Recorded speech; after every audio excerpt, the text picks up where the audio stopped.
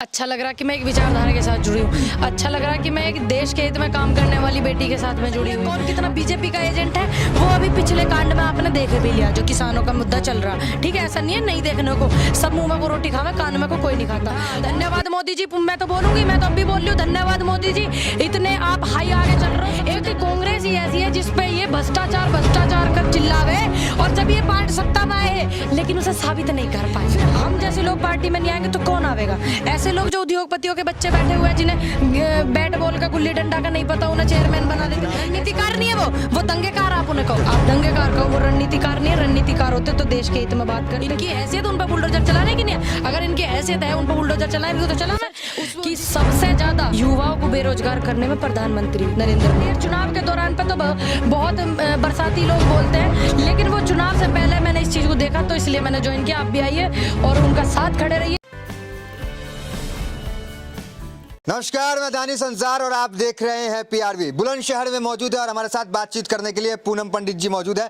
इनसे बातचीत करेंगे। जिस तरीके से लगातार बार बार ये लखनऊ जा रही थी, कई बार हमने सवाल किया कि आप किसी पार्टी को ज्वाइन करें, इन्हें पूरी तरीके से मना कर दिया, हम किसी पार्टी को ज्वाइन नहीं करें। मुस्कुराहट से पता चल रहा है और आप सभी लोगों को पता चल गया होगा कि पूनम पंडित ने कांग्रेस को ज्वाइन कर लिया। क्यास लगाया जा रहा था कि समाजवादी पार्टी में जाएंगी, लेकिन इनका मन पहले से ही था और प्रियंका गांधी के साथ भी देखी गई थी। कैसा आनंद आ रहा है कांग्रेस से ज्वाइन करके? इतनी बड़ी पार्टी है, बड़ी तो पार्टी है ही कांग्रेस। अच्छा लग रहा कि मैं एक विचारधारा के साथ जुड़ी हूँ। अच्छा लग रहा कि मैं एक देश के हित में काम करने वाली बेटी के साथ में जुड़ी हुई हूँ। अच्छा लग रहा है वो किसानों के लिए काम करेंगी। जब हमने किसी को मौका ही नहीं दिया यूपी में अपने, या फिर अभी ऐसे लोगों को प्रधानमंत्री बने, तो हम कैसे कह सकते हैं कि ये सही है गलत है? तो इसलिए अब हम मौका देंगे, जब भी तो पता चलेगा ना हमें। और फिर एक आवाज को बुलंद करने के लिए लड़कियों के लिए इतना कुछ सोचा उन्होंने, जैसे कि आपने सुना भी होगा, लड़कियों को मोबाइल फोन, अब ऑनलाइन शिक्षा तो कर दी, लेकिन आप पीछे जरा घूम के देखो, मेरे घर के सारे मजदूर तबके की लड़कियां हैं जो मजदूर परिवार से हैं, खेती भूमिहीन किसान है जो, तो वो मोबाइल उनके पास नहीं, तो ऑनलाइन शिक्षा कहां से होगी? तो ये एक वोट लेने का वो नहीं, एक ये जरिया है कि आने वाले समय में इन्होंने इस तरीके से बेड़ा गर्क कर दिया शिक्षा का, जिससे कुछ हम लोग बेहतर कर सके तो बेहतर होगा। तो एक विचारधारा से जुड़ने का मुझे बहुत अच्छा लग रहा है। और मैं पूरा कांग्रेस कहां खड़ी नजर आ रही है यूपी चुनाव में? आप देखो, जब तक सुन लीजिए, जब तक मैंने क्या बोलते हैं, जब बहुत दिन मैंने बोला था आपको हम पूरा वो देखेंगे। अभी वोट के समय पे सभी लोग निकलते हैं बाहर, आपने देखा होगा, लेकिन जब हाथरस कांड हुआ था, ना कोई चुनाव था ना कुछ मैटर था, तो जब एक बेटी खड़ी थी, जब उन्नाव हुआ था जब एक बेटी खड़ी थी, ठीक है, जब बरेली हुआ था जब एक बेटी खड़ी थी, लखीमपुर में इतनी उस हौसले के साथ में एक लड़की गई थी, तो इस वजह से कौन कहता कि नहीं खड़े हुए? अब आने वाले समय में वोट चुनाव के लिए तो अब नई नई पार्टी खूब जाएंगी, सभी जितनी भी है, ठीक है, लेकिन जब चुनाव ना होकर के एक बेटी को इतना सपोर्ट करा, एक बेटी की आवाज हाथरस कांड को इतना उठाया, तो मैंने इसलिए ज्वाइन किया उनकी विचारधारा को लेकर के। और मैं प्रियंका जी की वजह से मैंने कांग्रेस ज्वाइन किया। कांग्रेस ही क्यों? आखिर मेरा मन था कि एक लड़की, नहीं विपक्ष में भी था, लेकिन जब हाथरस वाला कांड देखा था मैंने, तो सब लोग चुप थे। उन्नाव वाला देखा तब भी चुप थे, मनीषा वाल्मीकि वाला देखा वो तब भी चुप थे सब लोग, बरेली वाला देखा था तब भी चुप थे, ठीक।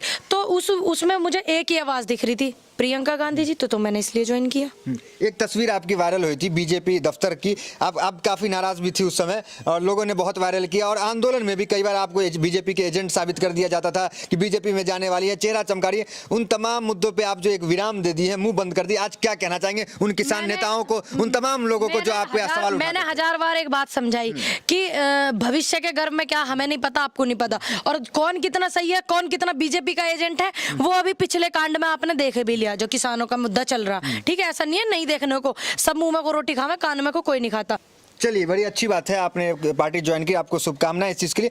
लेकिन किस भूमिका में आप नजर आएंगी, क्या कुछ करेंगी, चुनाव लड़ेंगी? क्योंकि एक पोस्टर आपका देखा है कि गोरखपुर का पोस्टर आपने डाला, क्या आप वहां जा रही हैं? गोरखपुर में कहा भी जा रहा था योगी जी को आप कि हम जाएंगे गोरखपुर और टक्कर देंगे इस बार। मैं गोरखपुर जाऊंगी। मेरा थोड़ा एक तो स्वास्थ्य भी थोड़ा ठीक नहीं, क्योंकि मैं आपने देखा होगा मैं 8-10 दिन में लौटी हूँ वहाँ से, लखनऊ से, और मैं जो है कल भी मैं बाहर हूँ, लखनऊ में हूँ, और आने वाले समय में भी हमारे थोड़े समाज को भी थोड़ा सा, और जनता तो मेरे साथ देश की है, लेकिन थोड़ा सा अपने समाज को भी थोड़ा सा, ब्राह्मण समाज या किसान समाज? किसान समाज को थोड़ा सा और कर लेते हैं, ब्राह्मण समाज को भी कर लेते हैं। ब्राह्मण समाज मेरा परिवार है अपना, उसे मैं नहीं झुटला सकती ना आप झुटला सकते, तो परिवार के सदस्य, परिवार के लोगों का साथ खड़ा होना भी बहुत ज्यादा जरूरी है। तो थोड़ा और ज्यादा सहयोग करें और आ रहे हैं 31 तारीख में। एक तो नोएडा में भी समस्या दो हो रही है, नोएडा में भी जाना है, एक अपने परिवार का प्रोग्राम है, फिर ब्राह्मण सम्मेलन है। हाँ जी मैंने आपको बताया पहले ही, तो वहां पे भी अभी देखती हूँ मैं, अगर इस तरीके का कुछ होता है तो मैं चंपारण नहीं जा पाऊंगा। लेकिन आप लोग जाना मत भूलिएगा, 31 तारीख को लखनऊ में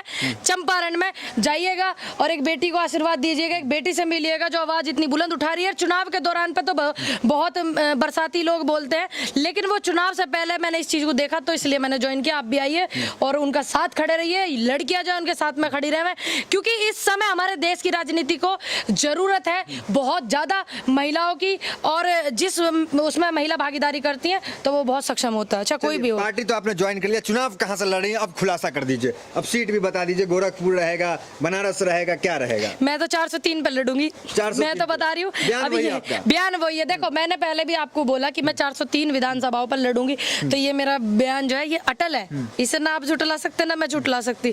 रही बात पार्टी ज्वाइन करने की, मेरा बिल्कुल मन नहीं था कि मैं किसी पार्टी में आऊँ, ये बात बिल्कुल सही है। लेकिन जब मैंने देखा इतनी समस्याएं, फिर हम जैसे लोग पार्टी में नहीं आएंगे तो कौन आवेगा? ऐसे लोग जो उद्योगपतियों के बच्चे बैठे हुए हैं, जिन्हें बैट बॉल का गुल्ली डंडा का नहीं पता, उन्हें चेयरमैन बना देते, ऐसे लोग थोड़ी आएंगे। तो मुझे लगा कि जब मुझे जनता ने इतना प्यार करा तो मुझे कोई ना कोई पार्टी ज्वाइन करनी चाहिए, ताकि और ज्यादा मजबूती से मैं लड़ सकूं। हालांकि मेरा कोई पर्सनल वो नहीं था कि मैं किसी पार्टी को ज्वाइन करूं। योगी लहर को रोकने में पूनम पंडित क्या मदद करेंगे कांग्रेस? पूरी मदद करेंगे भैया, और क्या ज्यादा क्या मदद करेंगे बताओ, और इससे ज्यादा करेंगे। अभी वो एक और ज्यादा जुड़ाव हो गया, एक ईमानदार परिवार पार्टी ऐसा नहीं है, सबको पता है। एक कांग्रेस ही ऐसी है जिसपे ये भ्रष्टाचार भ्रष्टाचार कर चिल्लावे, और जब ये पार्टी सत्ता में आए हैं लेकिन उसे साबित नहीं कर पाए, आपने देखा ना। तो रही बात, मुझे किसी पार्टी से कोई तकलीफ नहीं, कुछ विचारधाराएं होती है उनसे मुझे तकलीफ होती है, जिसमें हमारी क्षेत्रीय पार्टी भी है। लेकिन मेरा किसी का विरोध करने का ये नहीं कि मतलब वो पार्टी खराब है, मेरा मेन मकसद था कि ये बात सिर्फ उत्तर प्रदेश की नहीं, बात पूरे देश की है।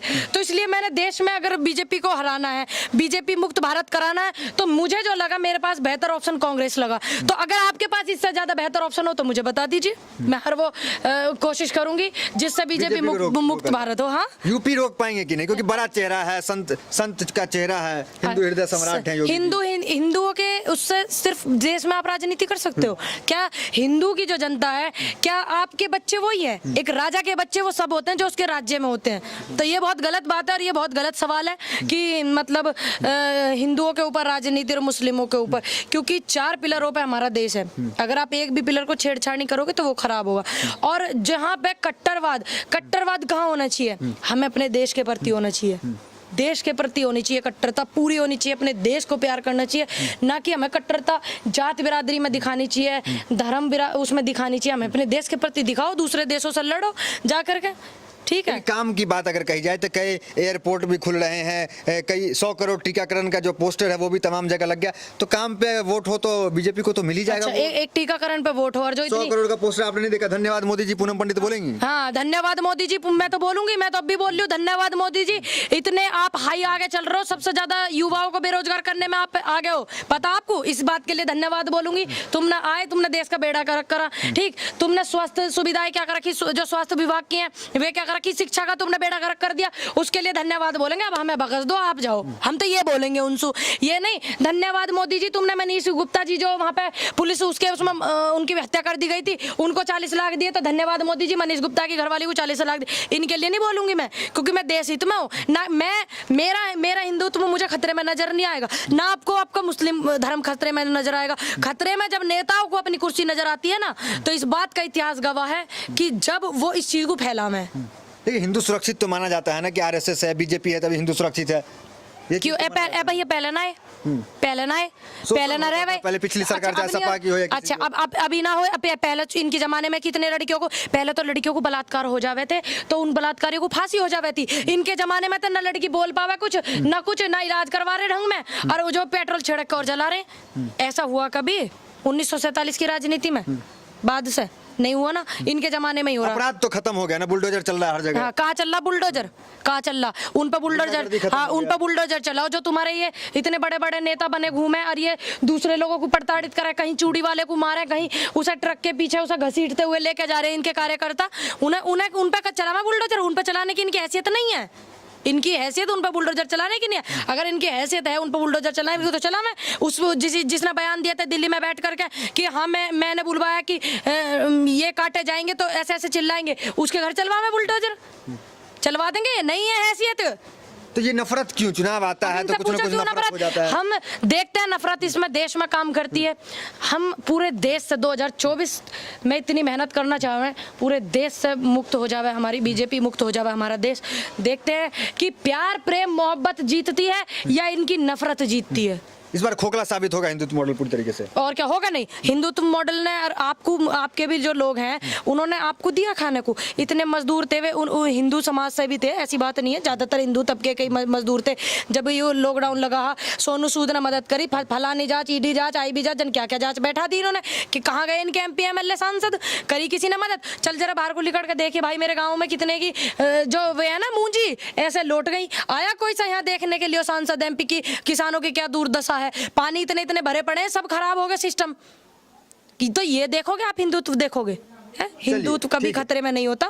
आप पुराने इतिहास उठा लीजिए, जो मुस्लिम साम्राज्य होते थे उनके सलाहकार हिंदू होते थे, जो हिंदू सम्राट होते थे, जो राजा होते थे हिंदू, उनके सलाहकार मुसलमान होते थे। ठीक, तो ये हिंदुत्व कभी खतरे में नहीं रहा। जहाँ जहाँ अभी आप मेरे गांव में यहाँ भी मुस्लिम है, आप जाकर के देखिए यहाँ पे अगर कुछ आज तक भी मैं आपको बता दूं, अगर आज तक भी हिंदू मुस्लिम का कुछ मुद्दा उठाओ, मेरी उम्र को तो 25 साल हुए, लेकिन बुजुर्ग यहाँ पे बड़े बड़े हैं 80-80 साल के, आप उनसे पूछिए जाकर के। नहीं होने का। कहाँ होगा? जहाँ कस्बा होगा, जहाँ राजनीति ज्यादा चुल्लबाजी उठेगी इनके, वहां होगा। गांव में नहीं होने का। नेता तो आप भी बन गई हैं। मैं तो इनकी बेटी हूँ। बेटी हैं अब भी।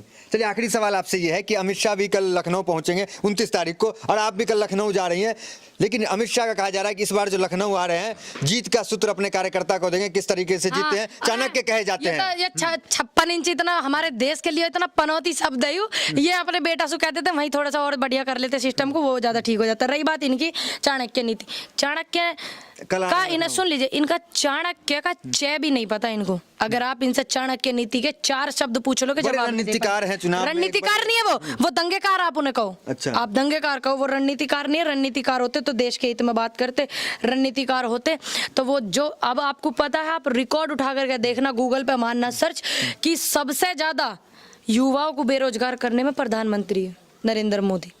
निकाल के देख लियो, आपको पता लग जाएगा। परिवर्तन इस बार हो जाएगा यूपी। बिल्कुल, देखिए परिवर्तन पूरी। देखिए अगर ये जो बीमारी है ना बड़ी बुरी EVM वाली, ठीक, जब वर्ल्ड ऑर्गेनाइजेशन ने यह साबित कर दिया कि कोई भी इलेक्ट्रिक इस तरीके की वो है तो उसको हैक करा जा सकता है, कर दिया ना ये चीज, तो इन्होंने क्यों नहीं हटाई? क्यों? क्योंकि इन्हें जनता का वोट नहीं चाहिए। अगर इन्हें जनता का वोट चाहिए होता तो लखीमपुर वाला मैटर नहीं करते। जनता का वोट चाहिए होता मनीषा वाल्मीकि की बात न दबाते। जनता का इन्हें वोट चाहिए होता दिल्ली में गुड़िया थी उसकी बात न दबाते, उन्नाव में न दबाते। तो इन्हें जनता का नहीं, इन्हें मशीन का वोट चाहिए। तो बड़ी गहरी समस्या है मशीन वाली। हमारी वोट है, हम कैसे देना चाह रहे वो देखो। और मशीन के लिए आप अपोजिट हो। अगर मशीन रही तो परमात्मा ही मालिक है। अगर मान लीजिए नहीं किसी की नजर पड़ी और चोरी छुपे मशीन इनकी गाड़ियों में घूमने लगी, सफर करने लगी, तो क्या कर लेंगे हम भी और आप भी, और क्या कर लेगी जनता? आप बताओ। चलिए ठीक है, तो ये पूनम पंडित थी जो कि तमाम सवालों का बड़ी बेबाकी से जवाब दी। शूटर से किसान नेता बनी और किसान नेता से बेटी बनी और बेटी से फिर नेता बन गई, नेत्री बन गई। तो फिलहाल इस वीडियो में इतना, मिलता है अगली वीडियो से। बने रहिए हमारे साथ। धन्यवाद।